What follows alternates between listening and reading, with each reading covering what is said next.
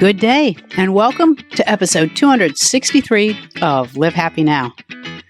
This is Paula Phelps, and this week we're going to imagine living in a world that has been plagued by a great tragedy. The world as you know it is gone, all the stores are closed, and you can't see your friends. Sound familiar? Interestingly enough, we're talking about Shadow's Edge, a mobile game and lifestyle platform that was created to help teens and young adults build resilience skills. Today, we're talking with Rosemary Lockhorst, one of the creative minds behind this innovative platform. Let's listen as she explains how this game has helped teens and young adults deal with chronic illness, anxiety, and now a pandemic. Rosemary, welcome to Live Happy Now. Thank you. I'm very flattered to be here. Well, we have a lot to talk about because you've got so many different components to Shadow's Edge. But before we start talking about those components, can you explain the game to us? So Shadow's Edge is a free mobile game that is helping teens and young adults build emotional resilience. And the game does that through self-help content that is delivered right where they are on their devices playing games. So we incorporate principles of narrative therapy and artistic expression and have turned that into a game to meet them where they're at. Can you explain what narrative therapy is? Narrative therapy is the principle that if you tell your story and talk about what you're going through, that you actually start to work on it internally. There's a bunch of research obviously associated with it. But the idea is that, for example, if I've had a trauma and I talk about it various times with potentially even with different people, that I start incorporating what has happened to me into my story. And as I start doing that, I tell it a little differently each time. And that's because you are accepting what's happened to you, and that will actually allow you to move forward. And that sounds like it'd be a great thing for the teen market, because a lot of times talking about your feelings is difficult. And just saying, this is what I need, you don't necessarily have the language for that. Yes, and especially in that age, right? Teens, that's what they're meant to do. They're meant to become more independent. And there's so many things also going on in the brain with growth and with becoming their own person. They're finding their own identity. And I think that specifically now, even just in general, teens are under so much more pressure than we were when we were younger. You know, there's so much more pressure to be the best at everything. There's so much more pressure from outside, from social media and all kinds of TV shows where people become billionaires by the age of 20, right? It can feel like some of these teens have to choose their full career path by the age 14 already. And so all of that stress, in addition to just really finding out who they are and becoming more independent, is just very heavy on their minds. And that's not always easy for them to then express.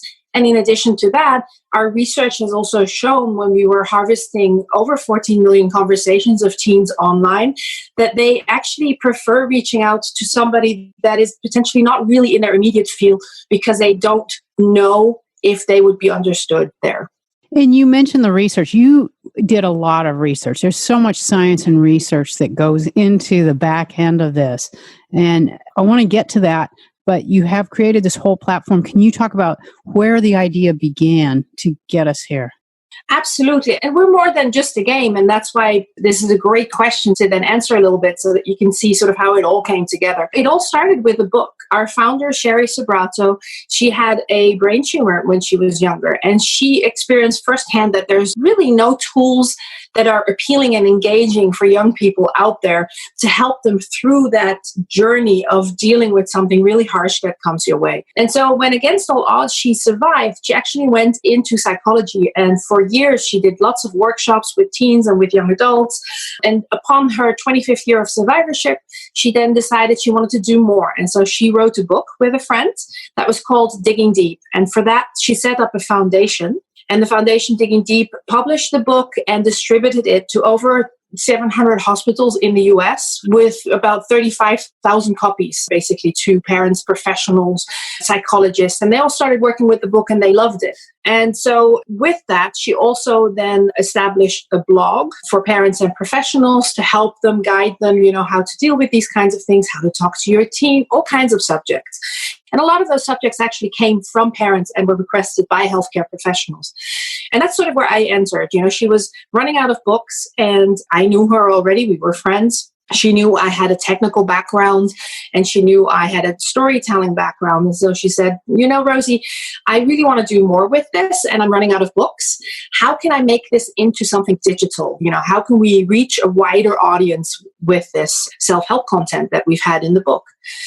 And so we looked at what's possible, what's out there, what other people are already doing. And to be honest, there wasn't really a lot around. There were games that were focused on shooting your cancer, or there were specific applications to monitor your diabetes.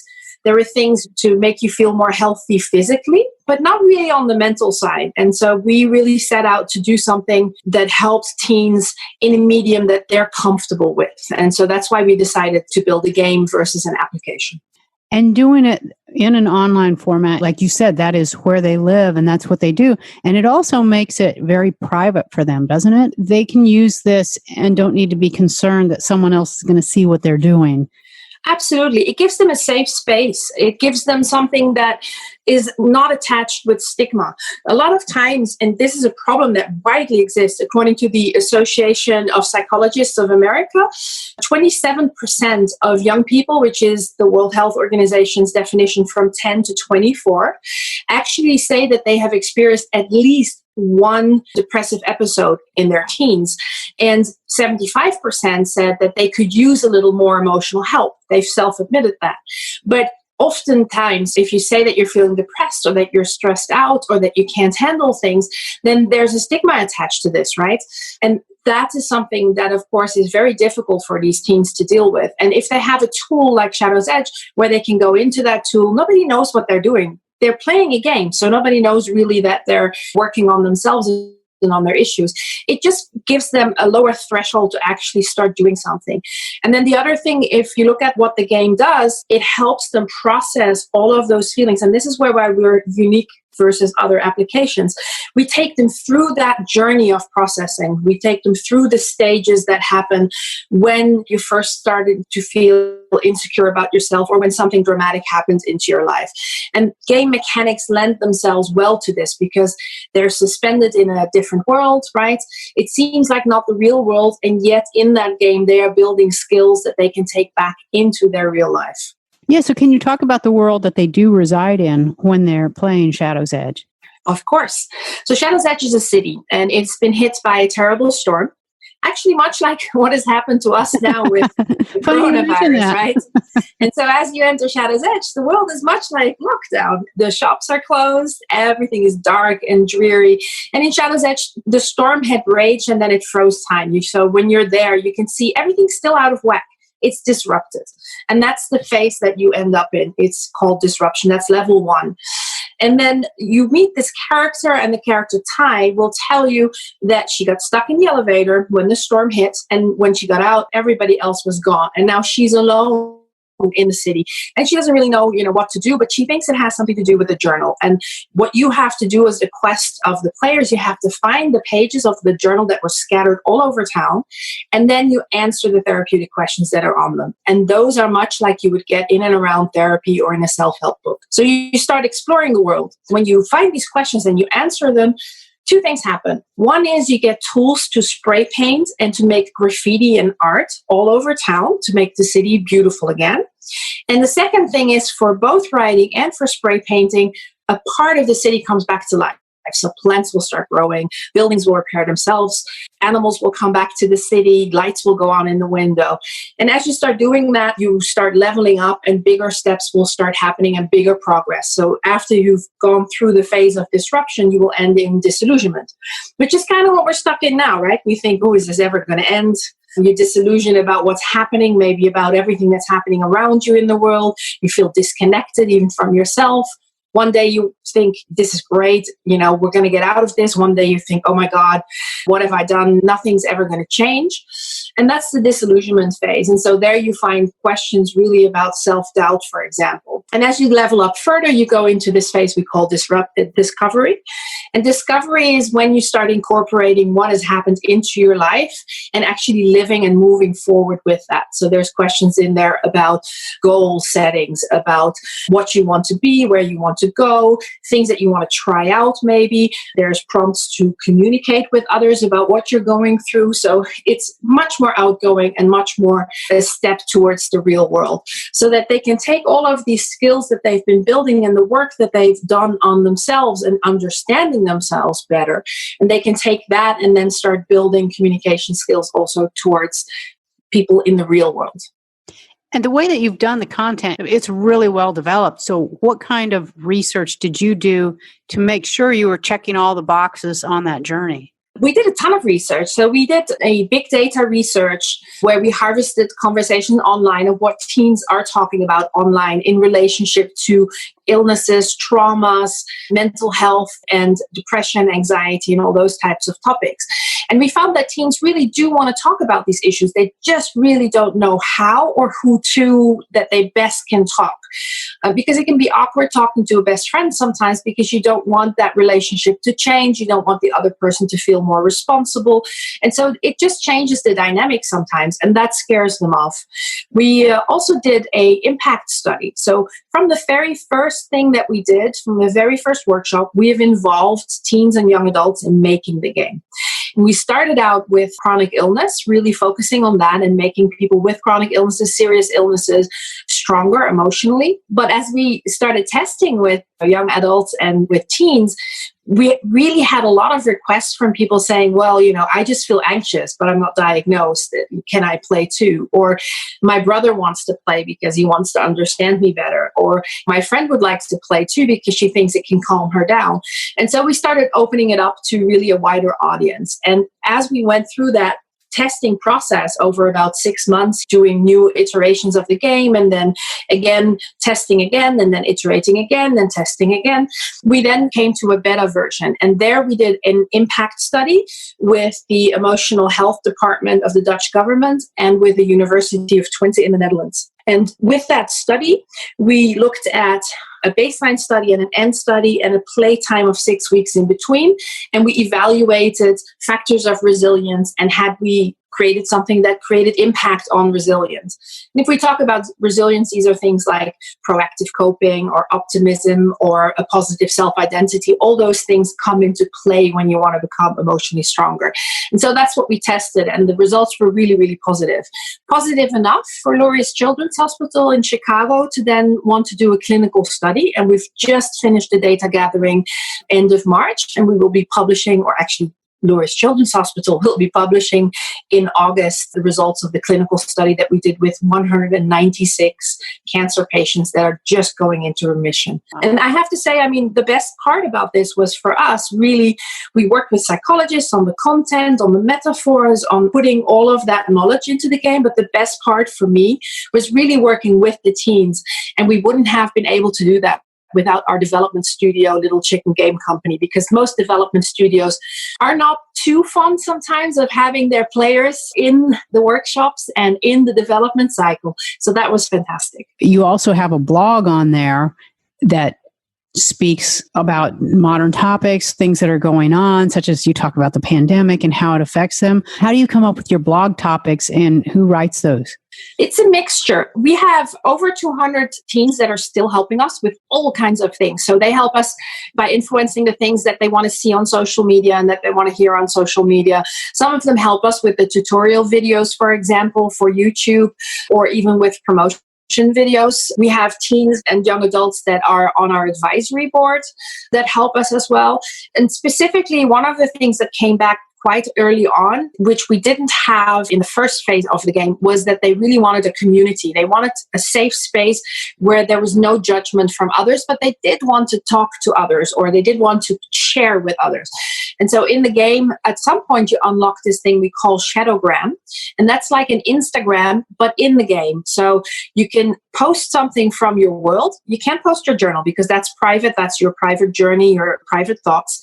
But you can take a picture of the graffiti that you've created, the street art, and then you can share that with other people. And you can even write something with it, what inspired you to create that.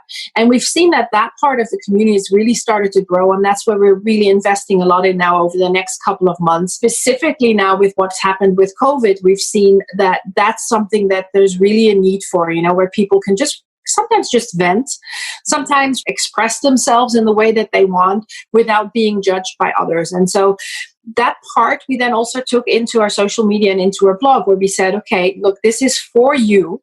So why don't you try and help us come up with that content? We ask our players in the game, what do you want to see in our blog? What kind of things interest you?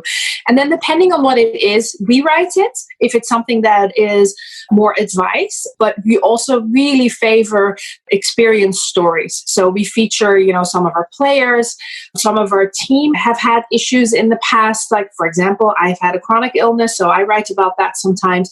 So it's really a mixture. The other thing that we're trying to do more now as well, which was a request from the teens, is really involve some of the psychologists as well. So we've started a series of webinars for parents, but we're also starting on a series of webinars for teens where they can just ask simple questions without having the feeling that they're in a therapeutic session, right? It's just a knowledge-based question, if you will.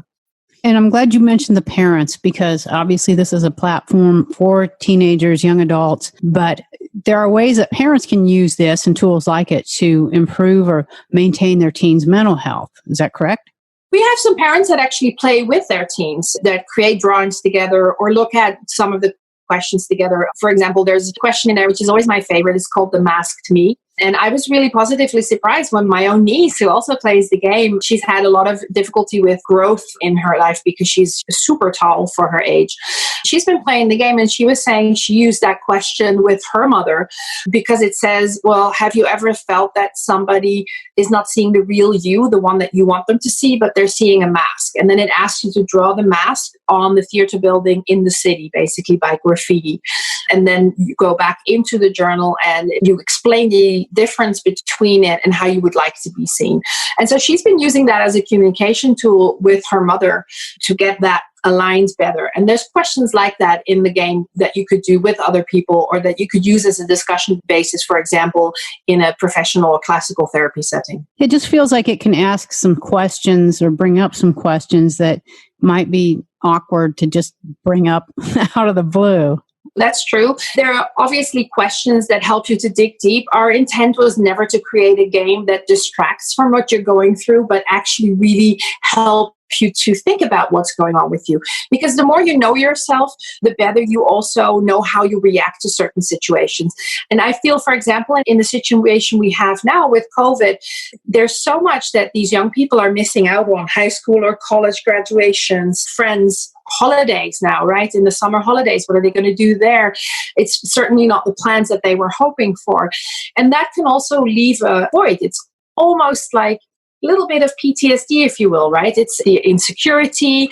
How is this going to go on? And then there's the added pressure that they have now that they've not been in school as much. Can they still make college, or their grades, or their class? And what will that be like? And all of those types of things can be really tough. And so some of these questions that we've now added to the game are really talking about those kinds of things. And those should be easier to start a conversation with. So we have in Shadowgram, we also have this opportunity to pose questions and update things. So we call those missions and challenges.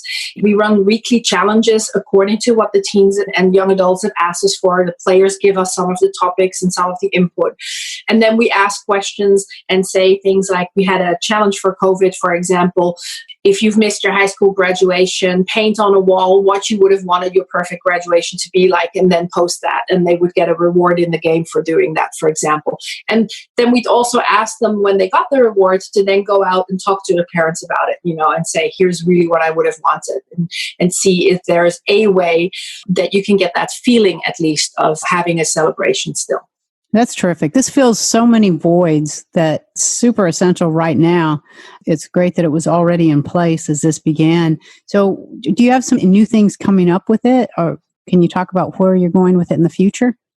Yes, we do. We have tons of plans. So we've noticed with COVID and with this last situation that, there's patterns of what is happening. There's things that no matter if you have a disappointment that happens in your life or something major, there's certain themes we see that are recurring, like frustration, anger, isolation, all those types of things. And we really want to focus on implementing some cognitive behavioral challenges that can try to address those. Like, for example, on anxiety, there's breathing techniques that other applications use. We're trying to see, can we translate those into some of our game mechanics? So make them an arts challenge that has the same effect as a breathing exercise, for example. And then the other thing that we want to do is, and this is something that comes from our players, is we really want to do much more with the community. We've just received a small grant. We're a nonprofit, so we rely solely on donations at the moment.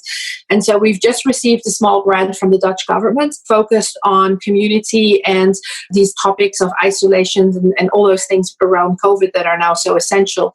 And so we want to build in a lot more features into the community part where players can actively really comment on each other, and we moderate those, but also more missions and challenges, because that's something that they really liked, and it gives them like something daily to look forward to and to do. So there's a lot more that we want to do there. That is terrific. We will look forward to following this as it goes on. It is a magnificent platform. The graphics on it are incredible, and it's a wonderful way to take a journey into your own mental health and your physical well-being as well. So we're going to come back and tell people how they can find you, learn more about Shadow's Edge, check it out for themselves. But can you tell us what you most hope that people get out of this? I think if our players find some understanding of themselves and who they are, I think that's something that's really important. One of the things that I feel is really important now more than ever is your identity. That's so much more fluid nowadays.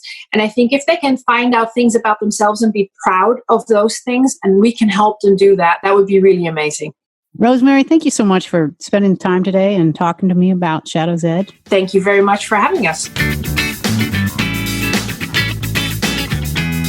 That was Rosemary Lockhorst talking about the mobile game Shadow's Edge. If you'd like to learn more about Shadow's Edge, just visit us at livehappynow.com and follow the links. And a reminder, bring a little bit of happiness to your workday every day with the Live Happy Daily Happiness Briefing.